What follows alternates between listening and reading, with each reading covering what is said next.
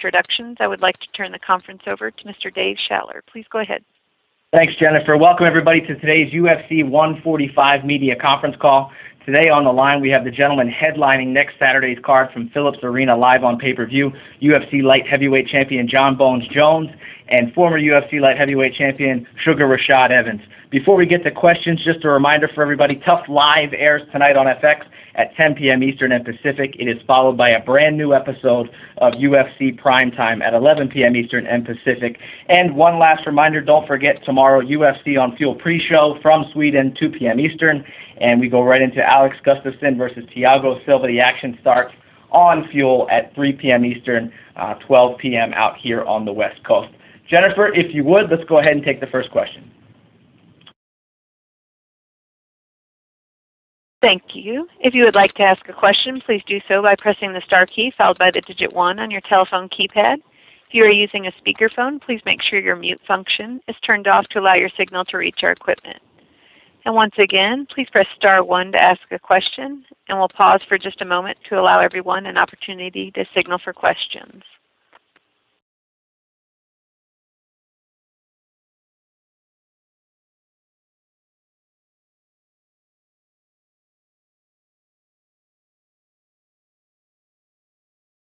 We'll go first to Mike Zapata with MMAWeekly.com. Hi, guys. Thanks for the time today. It's a question I'd like both of you to address. I was wondering if you can kind of talk about, obviously there's been so much lead up to this fight, so much talk about it. You guys have had to talk about each other for so long. I'm wondering, has this been the most exhausting lead up to a fight for both of you? I couldn't hear you. You were breaking it out. I didn't understand your question. Okay, sorry. Hopefully this is better. Just wondering, since it's been such a long lead up to this fight and so much talk about the rivalry between you over the years, if you could just both answer, has this been sort of the most exhausting lead up to a fight for both of you? Jon, you can go first, and I'd like to also get Rashad's thoughts on the same question, please.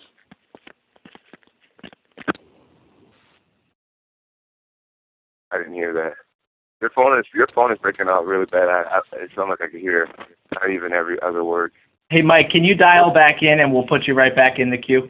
Can you hear me now? Yeah, you're a little bit clearer now. Okay, sorry. Again, just wondering if you can just talk about both of you. Has this been the most exhausting lead up to a fight for both of you, given, just talking about each other for so long? I wouldn't say that it's been the most exhausting lead up to a fight. This lead up kind of reminds me of the Rampage lead up. It was smack talking, it was controversy, it was drama. Rampage accused me of spying in his camp, which was a pretty huge allegation. For the first time, I had people questioning my integrity, and so that was something I kind of had to go through, and it was really important to me to. It was kind of troubling, people thinking that I would cheat. That's the biggest insult. Someone calling me fake or cocky, that does nothing to me. It's like, all right, I really believe only God can judge me. But somebody calling me a cheater, that really got to me. So I wouldn't say this was the most exhausting build up to a fight. Not at all. Okay, and what about you, Rashad? I've been in fights like this before, but the only part, I guess, I just get tired of talking about the whole thing over and over again. I get tired of talking about Jon and Greg and the whole situation. I do get tired of it, and I do get tired of, I guess all the press that we had to do. I'm not going to lie about it, it's to the point where I just want to fight, and I'm like, all right, man, I talked about it long enough, and he said whatever he said, I said whatever I said. Now it's just time to fight. But everybody talking about it, and I got to do all these interviews. So that's the only part that bothers me the most about the whole thing. But I just been talking about it for like over a year. You know what I'm saying? So I was like, man, I just want to just fight already. Gotcha. And if you guys could just talk a little bit about the flip side of this as well. Obviously, everyone's talked about the negative part, but I was wondering if you guys can go back a little ways to when times were good. And Hey, I got to figure something out to do with this interview because I couldn't hear Rashad just now. I couldn't hear the other guy just now. I can't hear the guy that's talking right now. It's like my phone keeps it cuts out every. Hey, Jon. This is Dave. We're going to clearly. Okay, we're going to pull you into a private conference room with Jennifer, the operator, and get you reconnected. Hey, Mike, if you could direct your question towards Rashad at this moment while we fix John's line, I'd appreciate it. Sure thing. Rashad, I was wondering if you could kind of go back to better times, happier times, and if you have, if you could share maybe what your best memory was of working with Jon, back when things were good. I would say that the best memory I have of Jon is that we used to have a lot of fun training together and competing against each other. We would just have fun just doing stuff like, all right, let me see if I bet I can touch your knee more times. You can touch my knee, or let's see how many takedowns you can get. I bet I can get more takedowns than you, or just, we'll just have fun. You know what I'm saying? And that's what I miss most is just the fact that we'll go in there and we'll have fun, and then even after we get done from practicing, we'll sit and chop it up a little bit, and then we'll go over different moves and different setups and all kinds of stuff. Okay, thank you. I appreciate the time. We'll go next to Adam Martin.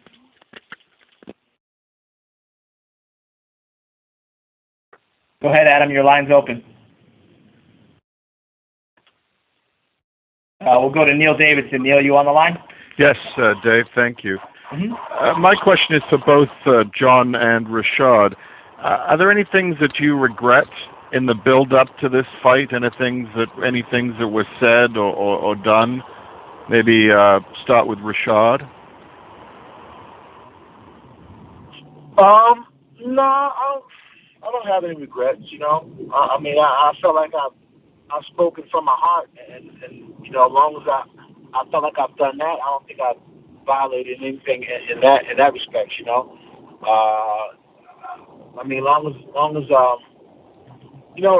That's one thing I always try. I don't want to cross the line, because there's some things you can do to cross the line, and I don't think I crossed the line by far. So I'm pretty satisfied with what they've done. And is Jon back on the line, Dave? Yeah, I'm here. No, I have no regrets. And could I just follow up? Do you feel, there's been talk of bad blood. Do you feel that after this fight that you might be able to resume things at a slightly friendlier level? For me, yeah, I think it's just to have respect. I'm a guy who really has no problems with anybody in the UFC. Like, not one fighter can say they really have a problem with me. Not that I know of, anyways. And so when I go to the events, I'm always laughing. I'm hugging all the guys. We're all having a good time. And I would like to be able to, be at a UFC event or a fighter summit and not feel awkward in the same room with Rashad. It'd be cool to be able to be like, hey, good fight, blah blah blah, and just keep it moving. So we're adults here, and it's not like I don't know Rashad. So to be like men after the fight would be cool. And Rashad, what were your thoughts about after the fight? Yeah, after the fight's over, the fight's over. I don't find it to behoove me in any kind of way to carry on any grudges. It is what it is. Do I think we'll ever be best friends? No, but you know what? There's definitely going to be some respect. So I'll just leave it at that. Okay, thank you. Good luck to both of you. We'll go next to Gareth Gabriel with the Philadelphia Daily News. Thank you, and good afternoon to both of you guys. My question is more for Rashad. Rashad, in the build-up to this fight, you had to fight a myriad of other guys. At first, you had to. It was going to be Phil Davis, and then that got scratched, and then it was Tito, and then you had that success in that fight here in Philadelphia. Talk about it, because I know the whole time you always wanted to kind of get your hands on Jon. Having those fights, come up, did that just seem kind of like a distraction to what you really wanted to have happen? Well, whenever you compete, you always want to get a chance to fight for the belt. That's your ultimate goal. I guess getting an opportunity promised to me is probably, a gift and a curse, because that's all everybody kept talking about, and that's all I was, thinking about at sometimes too. So I think that that that title being out there. Oh, the number one contender. This is the guy who's supposed to fight for the belt. I think that became kind of the weight more than anything, and kind of just like, okay, let's just hurry up and get this over with, you know, so I can go and fight for the belt that I was supposed to fight for a long time ago. Yes, Rashad, I appreciate it. We'll go next to Eduardo Martel with Univision Radio. Yeah, first question. Hi, guys. This is for John. Johnny, you've been a champ for more than a year now. How have your life has changed since you became a champion in March of last year? My life hasn't really changed at all, really. I got the same coaches, everybody's the same teammates. Developing really, really close relationships, really close bonds with everybody in my camp and my coaching staff, to the point where it's no longer really a business. I really feel like I have family, and these people genuinely care about my well-being, and they really want to see me succeed. So to be honest with you, the only difference is more Twitter followers. Okay, and this question is for Rashad. Rashad, how different is this title fight for you if you compare this fight with the previous you had before?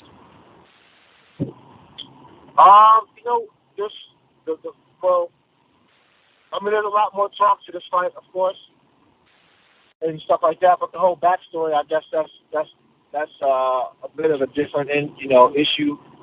It's an interesting one that people follow. So it's that's probably the only difference. I gotta just the emotional, just the connection that was there beforehand. Okay, thank you. Good luck to you, both guys. We'll go next to Kevin Richardson with Baltimore Sun. Hi, guys. Can you hear me? Yeah, can hear you, Kev. Hello? Go ahead, Kev. You're there. Oh, I'm sorry. This is for John first. John, we got a chance to see a lot of you behind the scenes and working with your strategy with Jackson.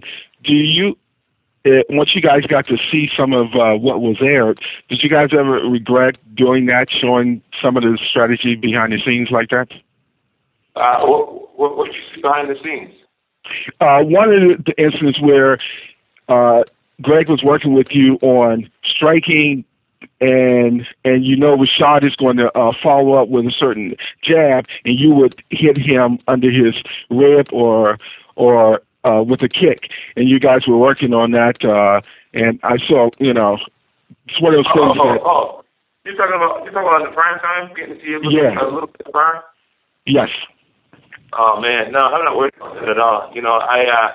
One thing about my fights, is that most of my opponents know that I have tons of technique. You know what I mean? Like, I'm a big studier of footage, and I realize everybody who I fight, I figure out what they're really good at. I mean, what hand they hit harder with, what's their go-to punches, what's their go-to combinations. I figured it out with Shogun. Figuring it out with Lyoto was really tough because he had so many techniques. But one thing about myself is I really don't think my opponents can figure out what I'm going to throw. I throw so much stuff. I've been working I won't say that, but I threw a lot of stuff. So Greg said it himself. I was saying, Greg, what do you think about me training here at Jackson's? Rashad definitely has some relationships here. Greg said, listen, John, we could send Rashad footage of you sparring every day. He's not going to be able to tell which one is coming when, what side of the body, high or low. Don't even worry about it. You throw so much stuff.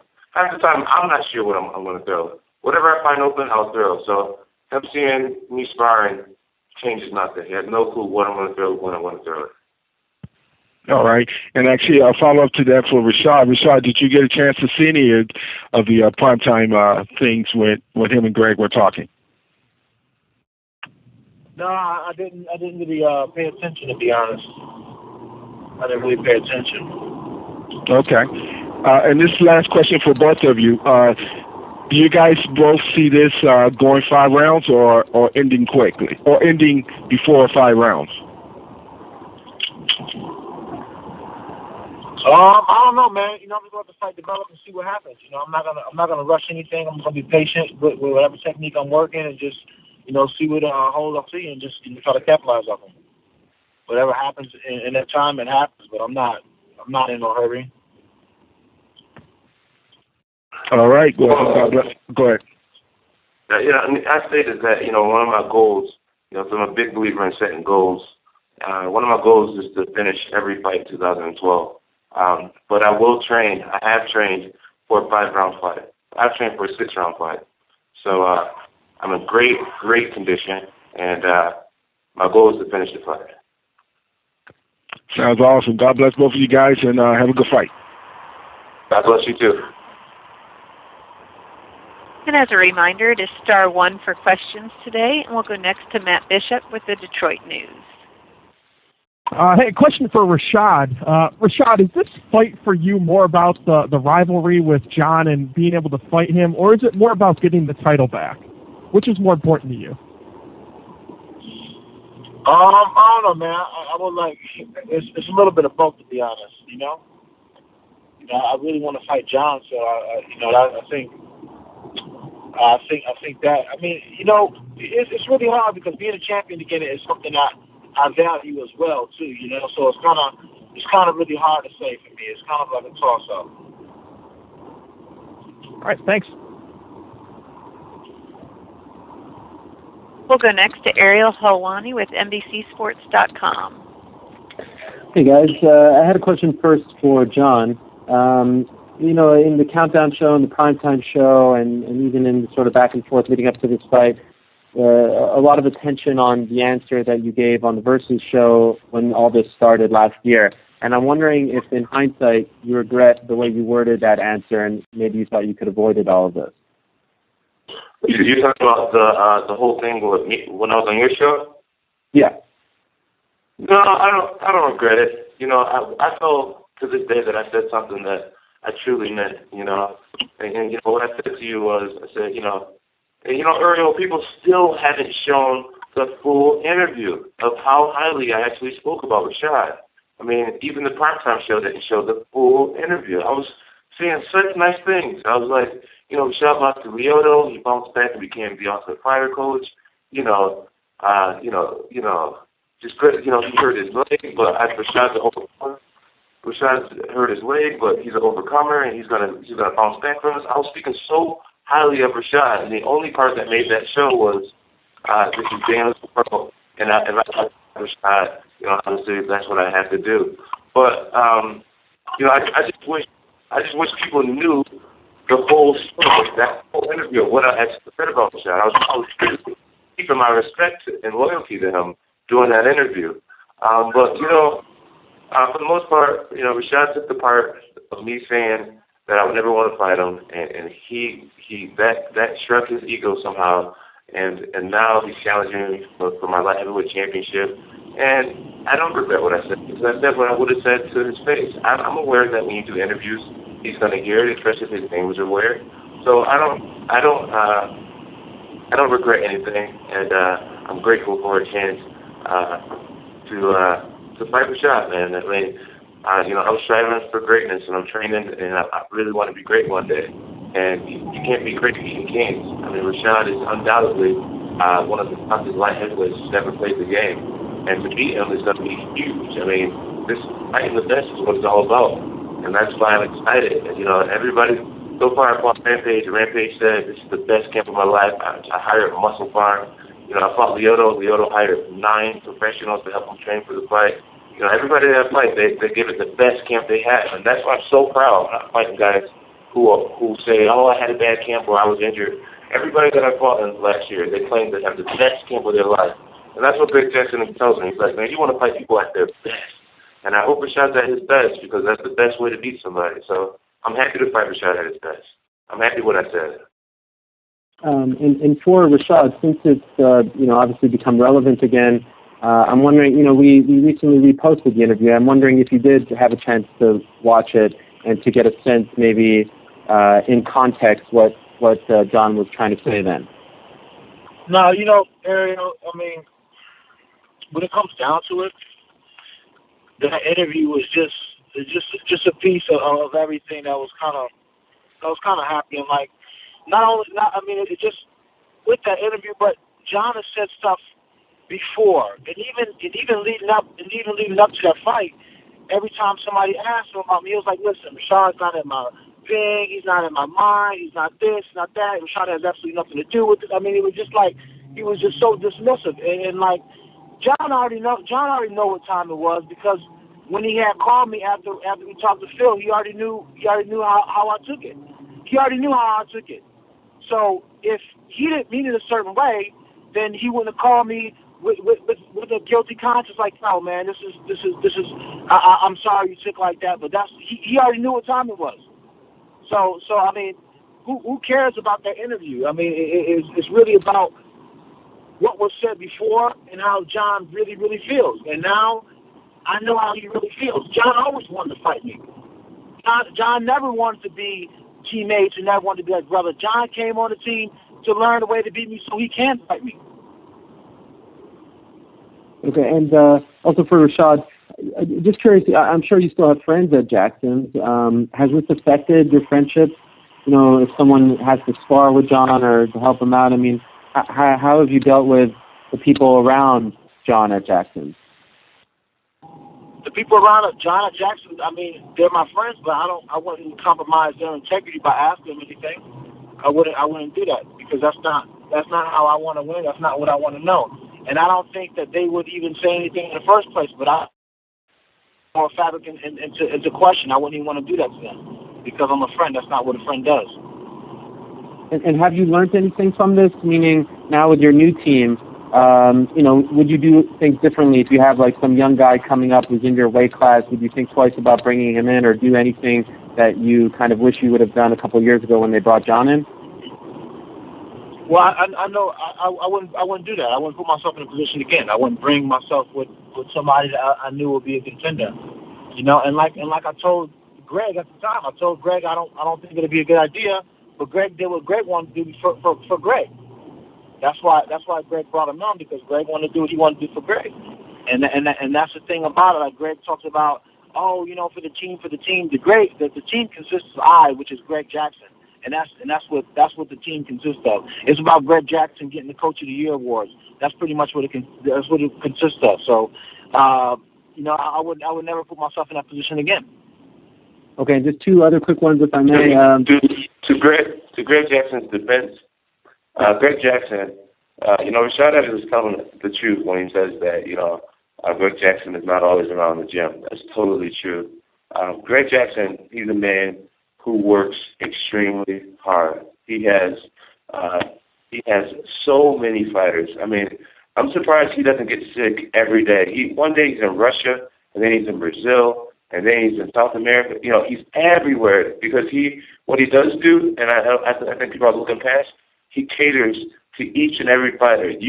There's so many guys that he traveled for that's not in the UFC. There's this guy named Rustam. He just got back from Russia to corner a guy. Well, nobody knows his name. Greg Jackson is a good man, in my opinion, and he's there for his whole team. And so, he can't be literally at the gym every day, because if he was at the gym every day, he wouldn't be able to be in my corner for my fight. So to Greg Jackson's defense, he's not going to be able to cater like he used to when he only had, 8 elite fighters. He has a whole stable of fighters now. People are honored to go and train with Greg Jackson, and he has to cater to each person.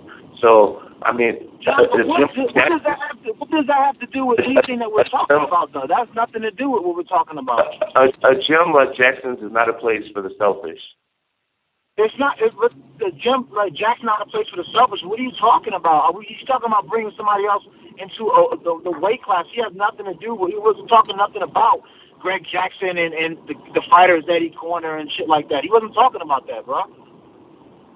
If you're gonna jump in the conversation, you gotta keep up, man. Next question, please. Okay, I just had two other quick ones, if I may. Rashad, have you brought in anyone to specific that wasn't part of the team to sort of help emulate John's unique style? No, there's no sense. John has a unique style. It makes no sense to bring in somebody special that emulates John's unique style. John is one of a kind, There's no sense in trying to get used to somebody else that does something sort of like John when John does his own thing. Oh, thanks, Rashad. And last one for Jon. Can you just clear up in words the tweet you sent out about the UFC sponsoring you? That sounds like a unique thing. What exactly is going on there? Well, for this fight, I have a goal. I've had a goal of being sponsored by Nike for many, many years, and part of our strategy to try to make that happen one day is to not be a billboard and not just be sponsored by Tap Out one week and Affliction one week and then Muscle Prime next week and then all these random companies. If you realize, I try to look for relationships with companies, long-lasting relationships with companies. And so a part of, my brand is to keep it clean. Less is more, in my opinion. So when Form Athletics went down, pretty much every company in the business was looking for an opportunity to work with me. And I was really honored to have, to be such a, whatever you want to call it, to be wanted like that. I thought it was really awesome. It was a real honor. But we came up with a strategy to keep it clean and be sponsored by the UFC itself. And I'm glad the UFC wanted to work with me as well. And I think they trust that I'll never make them look bad. You'll never have to worry about me in a DWI or doing something crazy. I think I'm a good company guy. The UFC asks me to do anything, and I always do it. I never tell them no for anything. I think I do more marketing than any other fighter because I say no to absolutely nothing. I don't think most champs are like that. So I think they realize I'm a company guy, and they decided to sponsor me. And and they put in the deal that if any mainstream companies come after this win, that they will let me go. And I think that's awesome. We'll go next to Eric Columbia with WICZ Fox 40. Hey guys, first question is for Jon. Jon, we've seen you be like the fun-loving guy all the time, and not that you're not that guy now, but it seems like we've seen like a little bit more of a serious tone with you, especially in some interviews. Has your demeanor changed at all heading into this fight to a more serious tone, do you think? No, I don't think my demeanor has changed too much. Sometimes it causes me to get a little more serious because there's some pretty serious allegations being thrown around about my head coach. But for the most part, I'm still the same me, man. Having fun, chilling with my team, having fun with my brother, working hard. When you work hard, man, there's no need to be so serious for everything. Like, if you realize my opponent's voice and his tone, I mean, he's really caught up in the whole drama outside of just focusing on the fact that it's a game that we play. So I feel good, man. I feel good. I know I'm getting ready to win a fight, and there's no need to be sad or stressed out about anything. All right, and with both you guys being New Yorkers, and you guys have gone to Albany and trying to get the state to bring in the UFC, how much better could this fight have been if it was in New York? I mean, I think it'd be great to have this fight in New York State.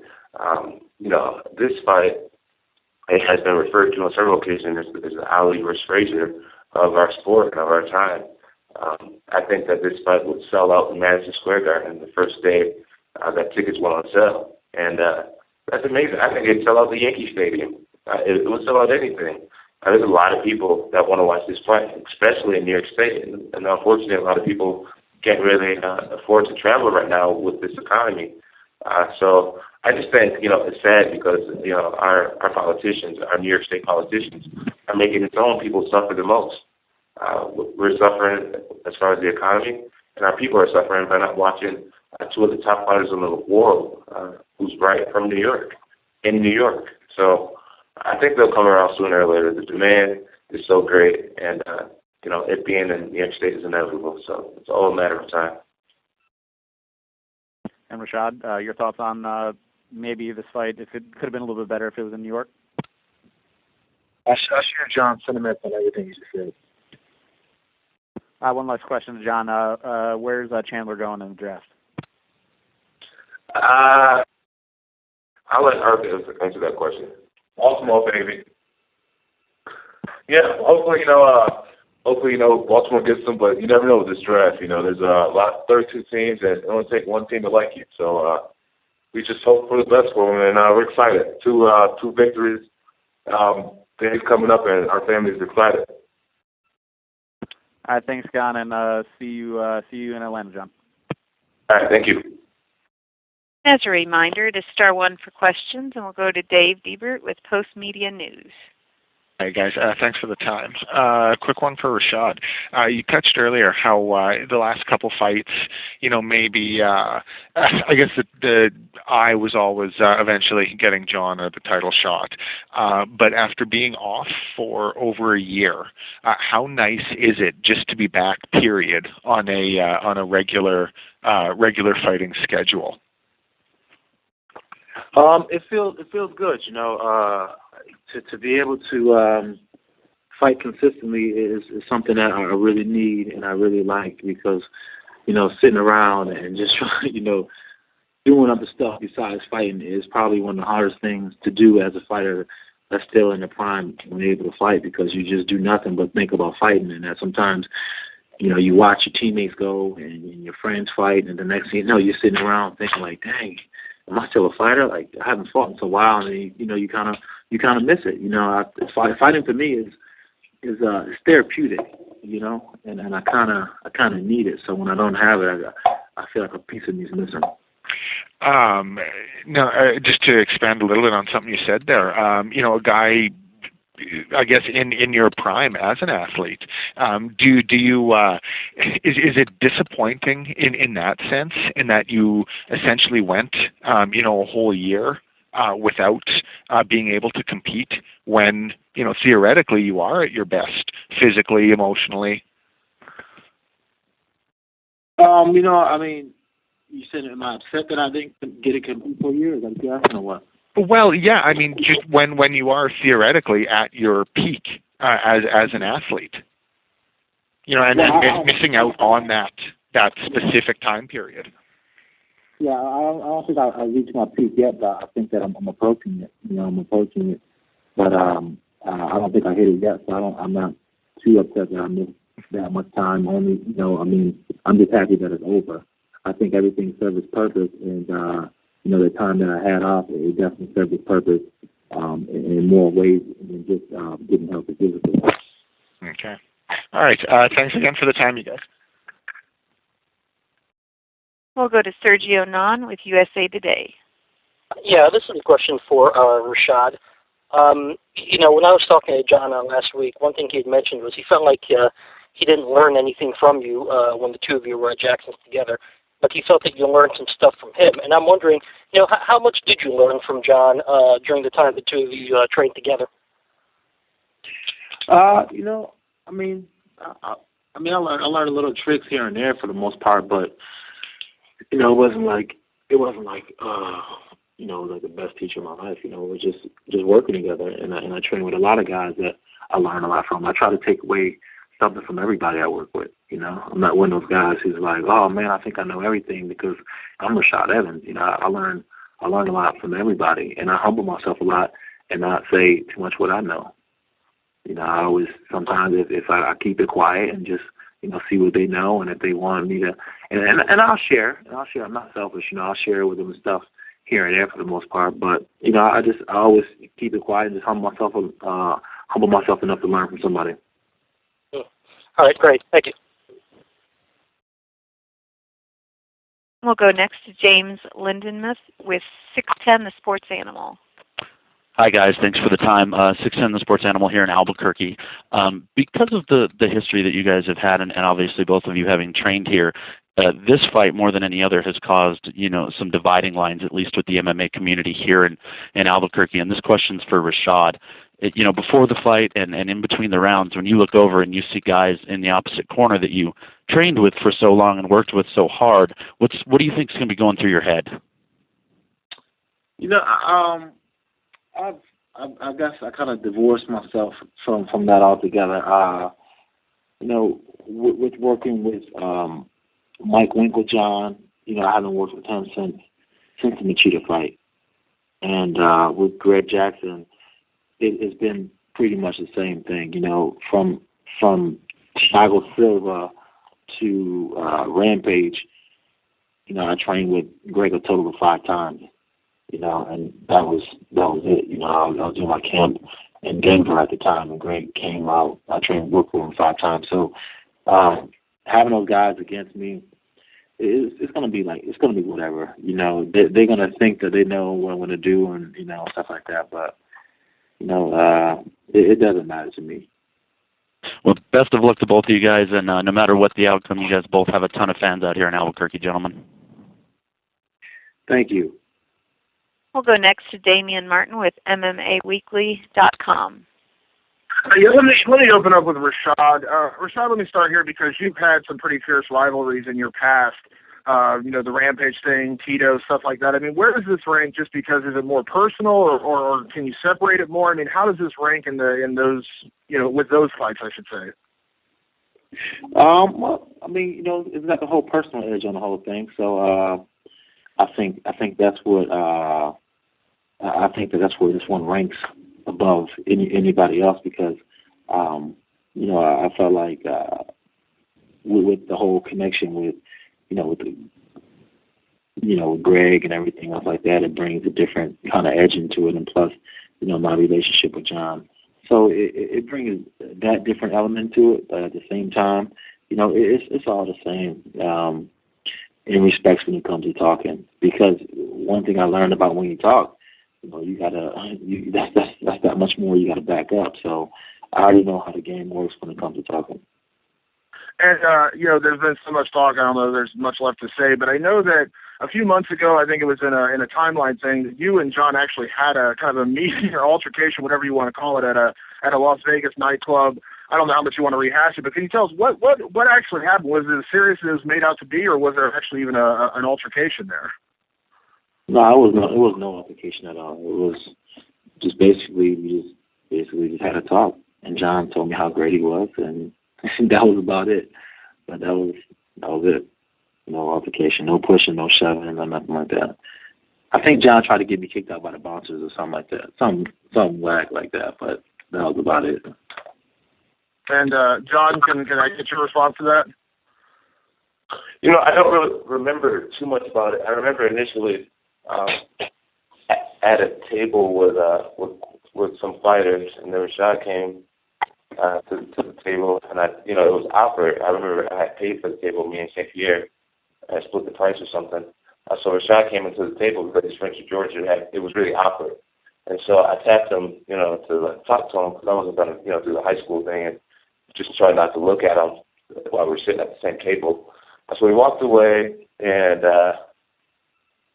then I think Rashad started off by saying something like, hey, I think you've been doing really good, and something like that. I'm honestly really impressed with how you've been doing, but just so you know, you're fighting me now, and I'm going to smash you. Something along those lines. And then the conversation changed from that point. Stop, Jon, you got to stop lying right now. You got to stop. So, damn well I didn't start off by saying nothing like that. Wow, Rashad, you are in your mid-30s. You're so rude, bro. Just let me talk. Stop trying to argue all the time. I'm not arguing. Stop interrupting. You up here lying. That's all I'm saying. I'm saying you up here lying. That's all I'm saying. Can you just stop interrupting me? Wow. Okay, Jon. I would think you were the 24-year-old. I would think you were the 24-year-old. Just chill out, man. The next word you're going to say is a complete fabrication. Go on, Jon. So anyways, so I will admit, yes, I did tell Rashad that I was going to finish him and that I was hoping that he would be my first career highlight knockout. He remembers that. And one more for Jon, if I could. There's part of the promotional machine. This has nothing to do with you necessarily requesting this, but we know the photo shoot was done, the Muhammad Ali kind of, the mimicking in the underwater, and then they came out the Champ is Here video, which is obviously referencing Ali. And you mentioned Ali Frazier. I just want to ask, what does that comparison mean to you? Is it does it add pressure because of how great Ali was, or do you like that people are putting you in that same vein? It adds no pressure. I find it fun. I just find it fun. That's all. I definitely don't consider myself Muhammad Ali. I thought Muhammad Ali had many flaws in the person that he was, but at the same time, You know, I love Muhammad Ali. I'm a huge fan of Muhammad Ali. You know, I've watched every interview he's ever done. I've read a Muhammad Ali book. You know, I have his autographs, signed Cassius Clay. I have his autographs signed Muhammad Ali. I'm a huge fan of Muhammad Ali. But I don't strive to be Muhammad Ali. You know, I strive to be the best Jonathan D. Jones that there ever was. You know, I want to do things better than Muhammad Ali. So I just find it fun. You know, I never came out and was like, yo, I want to be Ali and put me on the cover underwater. That was the UFC that I did. I mean, so that's the people on the outside looking at me in a positive regard, and I'm truly honored, and I think it's awesome. I think it's awesome, and what it does, you know, where most young fighters will probably get to the head and they start to think, oh, I'm the man now. Yeah, look at this cover. You know, it would deteriorate a lot of young fighters, but me, it motivates me. It empowers me to train harder and to realize that if I don't become greater than Muhammad Ali, it's my own fault. So I realize that, and it pushes me farther. That's why I train 5 times a day. Awesome. Thanks very much, guys. Thank you. We'll go next to James Bryden with Sportsnet Canada. Hey, I've got a question for both of you guys. Not looking past each other, but I was wondering what you think about tomorrow's main event, and in particular, Alexander Gustafsson. He's on a pretty good run, so I'm wondering, will you be watching the fight closely, and where do you think he stacks up in the light heavyweight division? John, start with you. I think Alexander's looking really great. I think he's looking really great. Actually, UFC just posted one of his fights online on UFC.com, and I actually watched it. It was my first fight that I've ever watched. Alexander Gustafsson, excuse me. And I think he's looking good. He has real good hands, and you know, he has the gift of hands. Everybody has gifts. His seem to be in his hands. So that's all I can say, really. Rashad? What was the question again? Just wondering if you'll be watching tomorrow's main event closely, and what you think about Alexander Gustafsson, where he stacks up in the light heavyweight division. Oh yeah, he looked pretty tough there. He looked tough, long, rangy, athletic. Looks like he's learning a lot. He looks like he can get thrown. Okay, thanks. Thank you. I'd now like to turn the call back over to Mr. Dave Schaller. Thanks, Jennifer. I want to say thank you to Rashad Evans and Jon Jones for participating in today's call, as well as all the media members who turned in. It was a perfect appetizer for next